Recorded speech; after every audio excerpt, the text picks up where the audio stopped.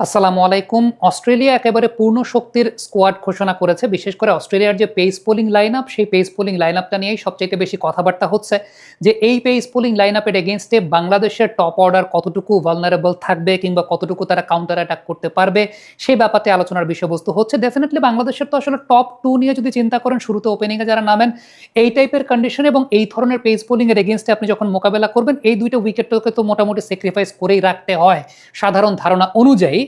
তবে যেই কন্ডিশনে আসলে খেলা হচ্ছে, ডারউইনের কথা বলি কিংবা ম্যাকের কথা বলি, এই দুইটা অঞ্চল কিন্তু মূলত আসলে অস্ট্রেলিয়ার নর্দার্ন ট্রপিক্যাল অঞ্চলে অবস্থিত এবং বছরের এই সময়টাতে ওয়েদারটা অনেক বেশি মাত্রায় ড্রাই থাকে এবং পিচের উপর সেখানকার ওয়েদারের একটা অনেক বড় ইম্প্যাক্টের জায়গা থাকে।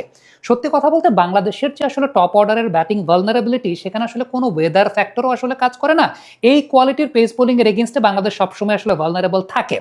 তবে ইন জেনারেলি আমি যদি বলি, তাহলে ডারউইনের কথা, যেটা ডারউইনে জেনারেলি স্পিনটা অনেক বেশি মাত্রায় কমপ্লিমেন্ট করে at the letter part of the game. কারণটা হচ্ছে ওয়েদারটা অনেক বেশি মাত্রায় ড্রাই থাকে এবং এইখানে যেটা হয় সেটা হচ্ছে ড্রপ ইন পিচে খেলা হয়, যেটা অনেক ভালো ব্যাটিং ফ্রেন্ডলি, মানে ট্রু উইকেট যেটাকে বলা হয়, অনেক ভালো ব্যাটিং ফ্রেন্ডলি। এবং এইখানে সত্যি কথা বলতে এই ড্রপ ইন পিচে কাউচ গ্রাস ব্যবহার করা হয়, যেটা পরবর্তীতে অনেক বেশি মাত্রা স্পিনারদের জন্য ফ্রেন্ডলি একটা আচরণ করে।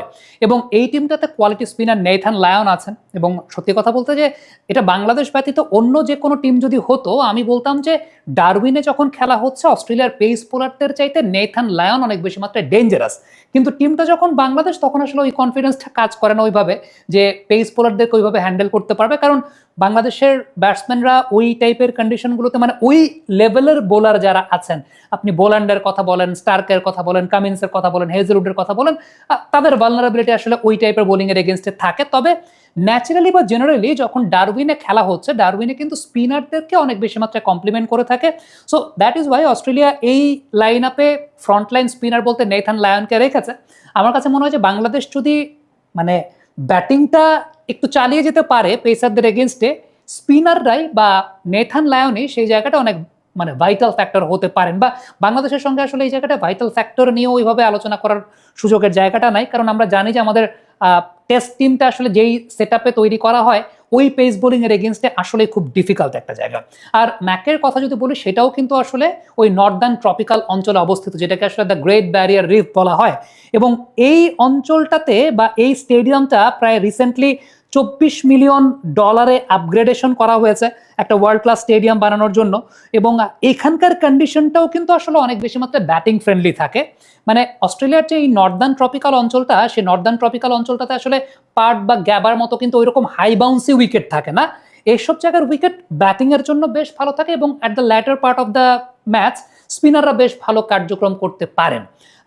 আমি জানি না, আমার কাছে ব্যক্তিগতভাবে মনে হয় যে বাংলাদেশ যদি এই লাইন আপে, তাদের লাইন আপে নাইম হাসানকে নিয়ে যায়, নাইম হাসান হয়তোবা সেখানে বেশ ভালো কার্যকারিতা রাখতে পারেন, লম্বা বাউন্স আদায় করতে পারেন, টার্নও তিনি প্রডিউস করতে পারেন, তার সেই সক্ষমতার জায়গাটা আছে, ওভার স্পিনটা যদি ভালো মতো করতে পারেন। তবে লাস্টলি আমি একটা কথা বলবো, এটা আমার একান্ত ব্যক্তিগত ধারণার জায়গা, সেটা হচ্ছে আপনার যে ট্রেডিশনাল ব্যাটিং সেট আছে টেস্ট ম্যাচের জন্য, সেই সেট নিয়ে ওই জায়গায় খেলতে গেলে আপনি ধরা খাবেন। এটা আমার ব্যক্তিগত মতামত। আমি এটা নিয়ে আলাদা আরেকটা কন্টেন্ট করতে চাই। আপনি যদি আমাকে বলেন উইদাউট এনি হেজিটেশন, আমি বলবো openers should be Tanzid Hasan Tamim and Soumya Sarkar. কেন? সেটার অনেক ব্যাখ্যা আছে। ওই টাইপের কন্ডিশনে যখন আপনি খেলবেন, আপনার ইন্টারন্যাশনাল লেভেলের ওই কোয়ালিটির বোলারকে হ্যান্ডেল করার মতো ওই পটেনশিয়াল ব্যাটসম্যান লাগবে। এটা হচ্ছে নাম্বার ওয়ান। ওই কন্ডিশনে আপনাকে শর্টস খেলতে হবে। আমার কনফিডেন্সের জায়গাটা নাই আমাদের এখানে যারা ন্যাচারালি টেস্টে ওপেনিং করেন।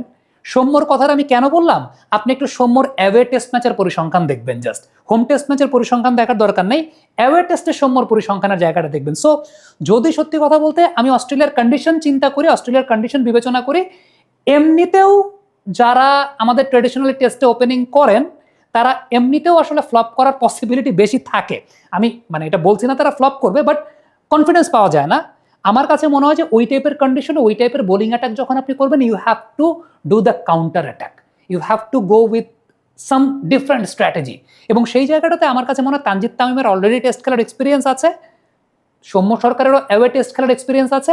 ওই টাইপের কন্ডিশনগুলোতে যখন আপনি খেলবেন এবং ওই লেভেলের বোলিং অ্যাটাক যখন খেলবেন, আমার মনে হয় you have to do the counter attack. এবং কাউন্টার অ্যাটাকের জন্য, এটা আমার ব্যক্তিগত ধারণা, Tanzid Tamim, Soumya Sarkar, they can be the openers for Bangladesh for this two test matches. আমি অন্য টেস্ট ম্যাচের ক্ষেত্রে বলছি না, for this two test matches Tanzid Tamim এবং সৌম্য সরকার আমার পার্সোনাল চয়েসের জায়গা।